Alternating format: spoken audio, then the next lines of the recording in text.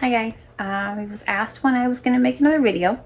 Things have been really crazy. I've meant to do it way sooner than this, but I'm here to make a video today, and I want to just talk about something that's been on my brain a lot, and it's heavy on my heart, to be honest. I just, like, it's been like this constant thing that just keeps turning. So when you're a mom of a child with special needs, any kind of special needs child, and you are going out in public for the day, I don't know if you guys feel that way, but like sometimes it gives me like anxiety to think about like packing up and going somewhere for the day, especially if we're going somewhere different that Molly's never been. It's like, is it possible to pack enough stuff to maybe avoid her having a possible meltdown? Thankfully, Molly doesn't have them a lot, but it's like you feel like you can never pack enough to be as prepared as possible. So, you know, it's something that you expect adults to be better with when you're out and you're in public. I guess I hold adults to a higher standard, and I don't consider that to be an unreasonable thing to say you're an adult and you should know how to act in this situation. You expect kids to kind of maybe look and, you know, the questions, and because they don't understand, they're children. They don't know, you know, what it's like to have a child with a disability unless they're either related to a child with a disability, have somebody in their family, or they just know a family friend. They may not understand. And, you know, adults kind of stare at you sometimes. And they're just like staring at you, and you want to stare back and just like, how does it feel for someone to like stare at you? Because as a child, for me, I was taught, you know, manners and how to be respectful. And part of those manners was not staring at people because it's rude. I mean, there's no sugarcoating it. It's rude. So, you know, we go to the mall with Molly, and Molly likes the mall because there's a play area there, and she knows where the play area is. She knows that there's rides there, and Molly likes to ride the rides. She still enjoys doing things like that every other 6-year-old kid enjoys doing. So we go and we're getting something to eat for my older kids, and Molly's happy, and she just like goes right up to someone's table, and there's a mom and she has 2 daughters, and Molly just sits down with them and she's just smiling. And I mean, and of course immediately I'm like, Molly, it's not our table, we can't sit there. And the mom just like looks at her, and like she looks at me, and she's like, what's wrong with this kid? You can just tell, like, she looks agitated that Molly was like sitting at that chair for like 5 seconds, like literally it was seconds. And I'm just like, really? You know, and I probably should have said something in that moment. I maybe should have, but I didn't. And like, we've gone to the park, and, you know, Molly still wears pull-ups, and we're hoping to get her potty trained. And it's a process, obviously, for Molly to learn that. And she's going to take her pants and her pull-up off because she's wet. And the kids are like, oh, she's taking her pants off. And again, these are kids. Like, I know that they don't understand. But my daughters are getting to the age where they're old enough to understand other people and their perception of us or Molly. And even my 14-year-old is like, that is so rude. And she just gets really upset by it. And I mean, I'm kind of glad that she sees it and she realizes it. And, you know, she's not afraid to stick up for her sister. And even my 10-year-old, she's the same thing. She was like, yeah, she's like, what's wrong with those kids? You know, she's got a little attitude. What's wrong with those kids?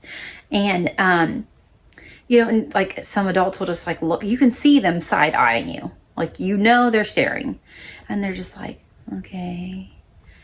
And it's like, you know, yes, Molly is a 6-year-old child, but Molly is a 6-year-old child with autism. So she doesn't do things that a typical 6-year-old child would do. And it's like, you know, Molly, no, we can't do that. And of course we get her dry pull-up, put her pants back on, and let her go to playing. But I let those things bother me. I carry them, and I don't know why I do it, but I do. And I let it like weigh me down, and I shouldn't, because, you know, like I said, people should know better. Like, do better. Educate yourself. Your ignorance is showing.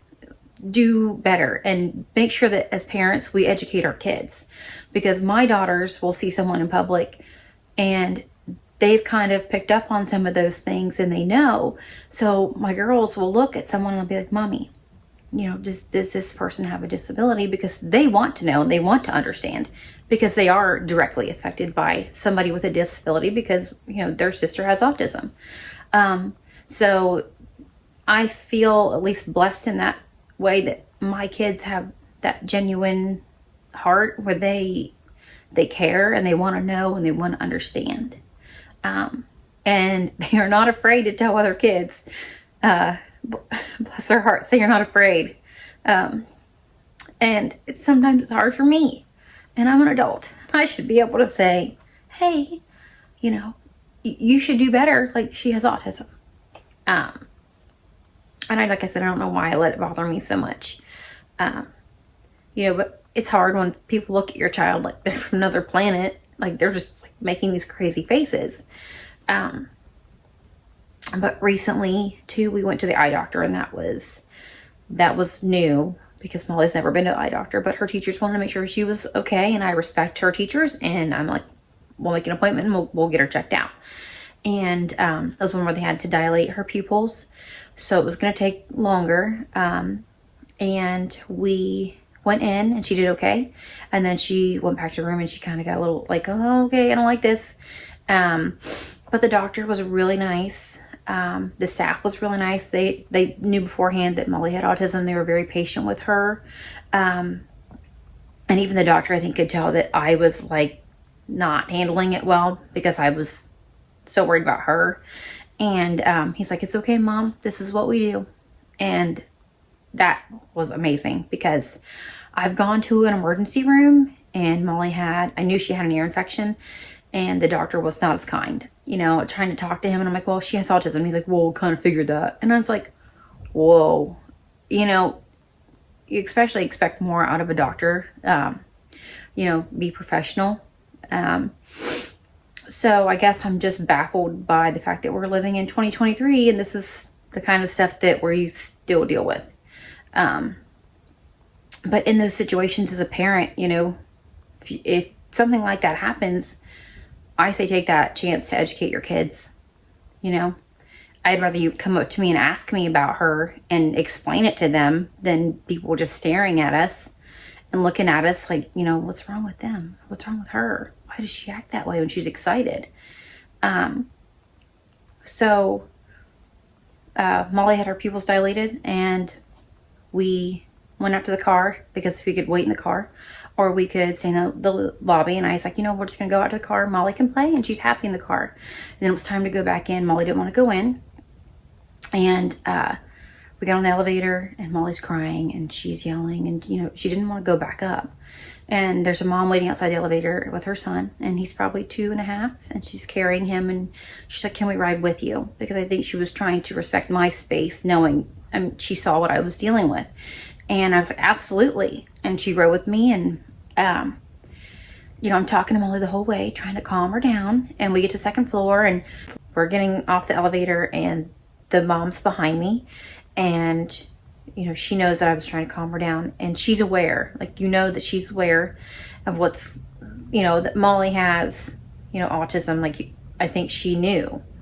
And we get off the elevator, and she just pats me on the back, and she was like, you're doing awesome.